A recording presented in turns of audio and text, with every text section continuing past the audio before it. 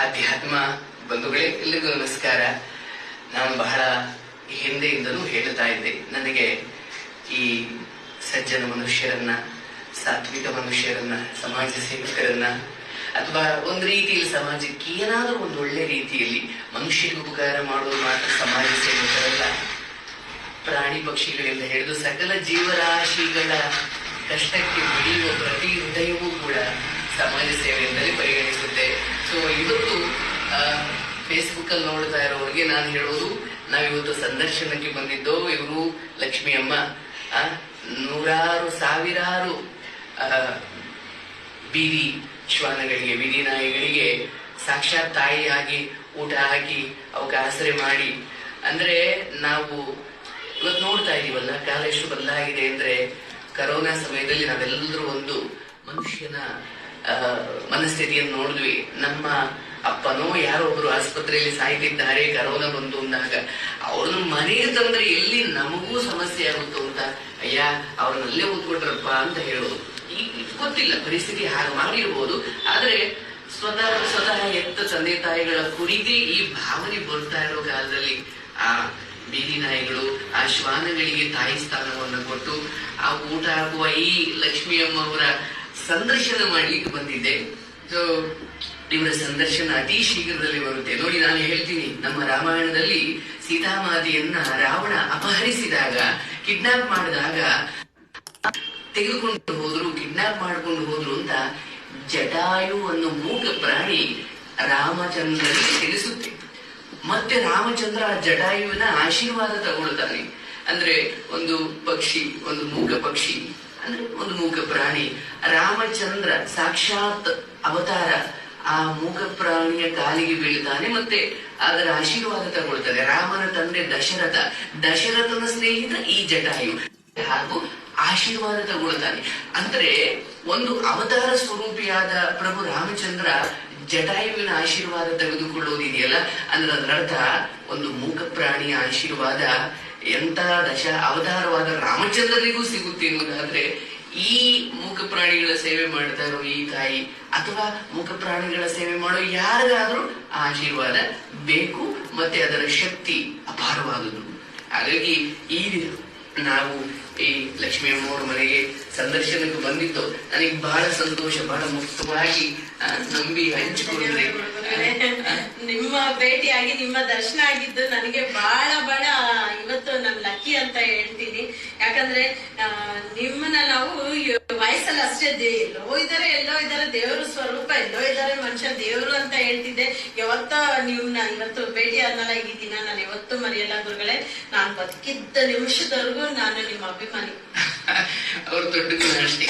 ಅಂದ್ರೆ ಏನೋ ತಾಯಿ ನೋಡಿ, ಇವತ್ತು 70-80 ನಾಯಿ ಮರಿಗಳಿಗೆ ಪ್ರತಿದಿನ ಊಟ ಹಾಕ್ತಾರೆ, ಬೆಳಿಗ್ಗೆ ಸಂಜೆ ಊಟ ಹಾಕ್ತಾರೆ ಪ್ರತಿದಿನ ಅವುಗಳಿಗೆ.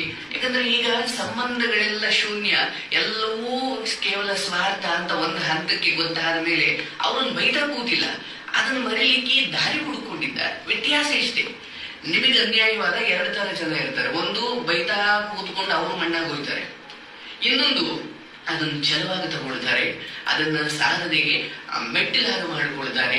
ಹಾಗೆಯೇ ಈ ದೂಷಣೆಗಳನ್ನ, ಕಳಂಕಗಳನ್ನ, ಈ ನಂಬಿಕೆ ದ್ರೋಹಗಳನ್ನ ಮೆಟ್ಟಿಲು ಮಾಡಿಕೊಂಡಿದ್ದಾರೆ, ಮತ್ತೆ ಒಂದು ದಾರಿ ಮಾಡಿಕೊಂಡಿದ್ದಾರೆ.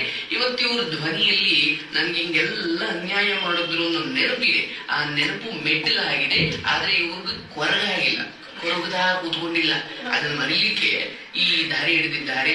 ಸೊ ಈ ಎಪಿಸೋಡ್ ಅತಿ ಶೀಘ್ರದಲ್ಲಿ ಜ್ಞಾನಾಶ್ರಮ ಯೂಟ್ಯೂಬ್, ಫೇಸ್ಬುಕ್, ಇನ್ಸ್ಟಾಗ್ರಾಮ್ ಎಲ್ಲ ಕಡೆ ಬರುತ್ತೆ.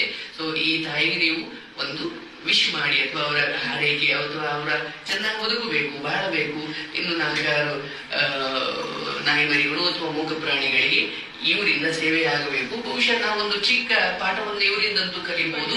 ಒಂದು ಹೆಣ್ಣುಮಗಳು ಗಂಡನಿಂದಲೋ ಸಮಾಜದಿಂದಲೋ ವಂಚಿತರಾದಾಗ ಅಥವಾ ಮೋಸಕ್ಕೊಳಗಾದಾಗ ಅದನ್ನು ಛಲವಾಗಿ ತೆಗೆದುಕೊಳ್ಬೇಕೆ ಹೊರತು ನೇಣಿಗೆ ಶರಣಾಗುವುದು ನಮ್ಮ ಜಾಯಮಾನ ಆಗಬಾರದು ಅನ್ನೋದನ್ನು ತುಂಬಾ ಅದ್ಭುತವಾಗಿ ಹೇಳಿದ್ದಾರೆ. ನೀವು ಆ ಎಪಿಸೋಡ್ ಕೇಳಬೇಕು, ತುಂಬಾ ಇನ್ಸ್ಪೈರಿಂಗ್ ಆಗಿದೆ. ನಾನು ಬಹುಶಃ ನನ್ನ ಕಾರ್ಯಕ್ರಮಗಳಲ್ಲಿ ಕೇಳ್ತಾ ಇದ್ದೆ, ನೇರವಾಗಿ ಕೇಳಿದ ಕಥೆ ಮೊದಲನೇದು. ಮನ್ಸಲ್ಲಿ ಏನು ಇಟ್ಕೊಂಡಿಲ್ಲ. ನಾವು ಗುರುಗಳ ಮುಂದೆ ನಾವು ಆಯ್ತು ಇವಾಗಿನ ಸಂದರ್ಭಕ್ಕೆ ಏನೋ ತಗ್ದಂಗ್ ಮಾತಾಡೋಣ ಅಂತ ಅನ್ಕೊಂಡಿದ್ದೆ, ಆದ್ರೆ ಇಲ್ಲ, ಗುರುಗಳ ಮುಂದೆ ಪವಿತ್ರವಾಗಿ ಶುದ್ಧವಾಗಿ ಆಗ್ಬಿಟ್ಟೆ. ಎಲ್ಲ ಮನ್ಸಾರ ಮಾತಾಡ. ಇದು ನಿರಾಳತೆ ನಿಜವಾಗ್ಲೂ ಕಾರ್ಯಕ್ರಮದ ಉದ್ದೇಶವೇ ಅದು. ಅಂದ್ರೆ ನೀವು ಡಾಕ್ಟರ್ ಹತ್ರ ಹೋಗ್ತೀರಿ, ಅವ್ರು ಚಿಕಿತ್ಸೆ ಕೊಡೋಕ್ಕಿಂತ ಮುಂಚೆನೆ ನೀವು ಹೇಳೋದನ್ನ ಡಾಕ್ಟರ್ ಏನು ಮಾತಾಡದೆ ಸುಮ್ಮನೆ ಕೇಳಿಸ್ಕೊಳ್ಳೋದಿದೆಯಲ್ಲ, ಅದೇ ಪ್ರಥಮ ಚಿಕಿತ್ಸೆ. ಖಂಡಿತ ಗುರುಗಳೇ, ಸತ್ಯವಾದ ಮಾತು ಗುರುಗಳೇ, ಎಕ್ಸ್ಪೀರಿಯನ್ಸ್ ಆಗಿದೆ ನನಗೆ. ಔಷಧಿಗಳು ಕೆಲಸ ಮಾಡುವುದು ಅನಂತರವಾದ್ರೆ ಡಾಕ್ಟರ್ ಕೇಳಿಸಿಕೊಳ್ಳುವ ತಾಳ್ಮೆ ಪ್ರಥಮ ಔಷಧಿ ಆಗಿರುವುದು, ಅದನ್ನ ಪ್ರಥಮ ಚಿಕಿತ್ಸೆ. ಅರ್ಥಾತ್ ಪ್ರಥಮವಾಗಿ ಯಾರು ಸ್ಪಂದಿಸ್ತಾರೋ ಅದನ್ನೇ ಚಿಕಿತ್ಸೆ ಅಂತ ಕರೀತಾರೆ. ಸೊ ಹಾಗೆ ಇವತ್ತು ನಾನು ಕೇಳೋದನ್ನಾಗಿ ಕೇಳಿಸ್ಕೊಂಡೆ. ಅವ್ವ ಥ್ಯಾಂಕ್ ಯು, ನಿಮ್ಗೆ ಒಳ್ಳೇದಾಗ್ಲಿ. ಮೂಕ ಪ್ರಾಣಿಗಳ ದರ್ಶನ ಮಾಡಿಸಿದ್ರಿ. ನೀವು ಎಪಿಸೋಡ್ ಮಿಸ್ ಮಾಡ್ಕೊಳ್ಳೋದನ್ನ ನೋಡಿ, ಒಳ್ಳೇದಾಗ್ಲಿ. ಇಷ್ಟೊತ್ತು ಇವರ ಕಥೆಯನ್ನು ಕೇಳಿದ್ದೀರಿ.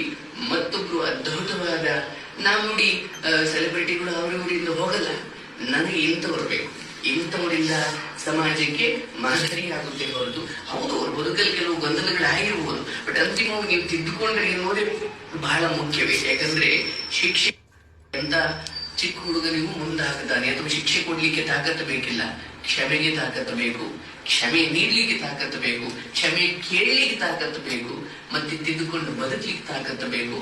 ಆ ಎಲ್ಲ ನೋವುಗಳು, ಎಲ್ಲ ಸವಾಲುಗಳು, ನಂಬಿಕೆ ದ್ರೋಹಗಳ ನಡುವೆ ಇವರು ಎದ್ದಿದ್ದಾರೆ. ಇವತ್ತೇನು ನೀರು ವ್ಯವಹಾರ ಮಾಡ್ತಾರೆ, ಅವ್ರ ಬದುಕನ್ನು ಕಟ್ಟಿಕೊಂಡಿದ್ದಾರೆ, ಮತ್ತೆ ಅವ್ರ ಬದುಕನ್ನ ಹೀಗೆ ಮೂಕ ಪ್ರಾಣಿಗಳ ಸೇವೆಗೂ ಇಟ್ಟಿದ್ದಾರೆ. ಸೊ ಮಹನೀಯರಾಗಿ ಬೆಳೀತಿದ್ದಾರೆ. ನನ್ನ ಪ್ರಕಾರ ಇವರು ಹೆಸರುಗಳು ಮುಂದೆ ಹೇಗೆ ಬರುತ್ತವೆ ಅಂದ್ರೆ ಮುಂದಿನ 5-10 ವರ್ಷ ಅದು ಬೇರೆನೇ ಇರುತ್ತೆ ನನ್ನ ಪ್ರಕಾರ. ಬಟ್ ನಾವು ಆರಂಭದಲ್ಲಿ ಬಂದಿದ್ದೀವಿ, ನಮ್ಮನ್ನು ಮರಿಬೇಡಿ. ನೀವು ಈ ರೀತಿ ನಮ್ಮನ್ನ ನೇರವಾಗಿ ಒಳ್ಳೆತನದಲ್ಲಿ ಸಂಸ್ಕಾರಯುತವಾಗಿ ಬದುಕಬೇಕು ಅನ್ನೋದ ನಿಮ್ಮ ವಿಡಿಯೋಗಳನ್ನ ನೋಡಿ ನೋಡಿ ನಾನು ಕಲ್ತೋಡೆ. ನಾನು ನಿಮ್ಮ ಸ್ಟೂಡೆಂಟ್.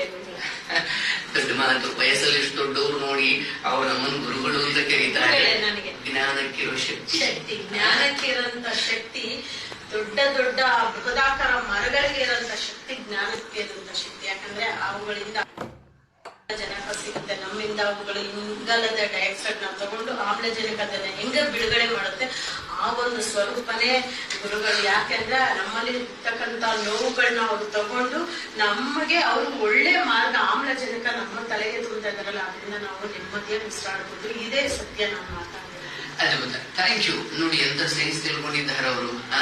ಕೆಟ್ಟದ್ದನ್ನು ಸ್ವೀಕರಿಸಬೇಕು, ವಿಷಕೆಂಟನಾಗಿ ನಂಬಬೇಕು, ಬಟ್ ನಿಮ್ಮಿಂದ ಏನಾದ್ರೂ ಹೋಗೋದಾದ್ರೆ ಅದು ಒಳ್ಳೇದೇ ಹೋಗಬೇಕು ಅಂತ.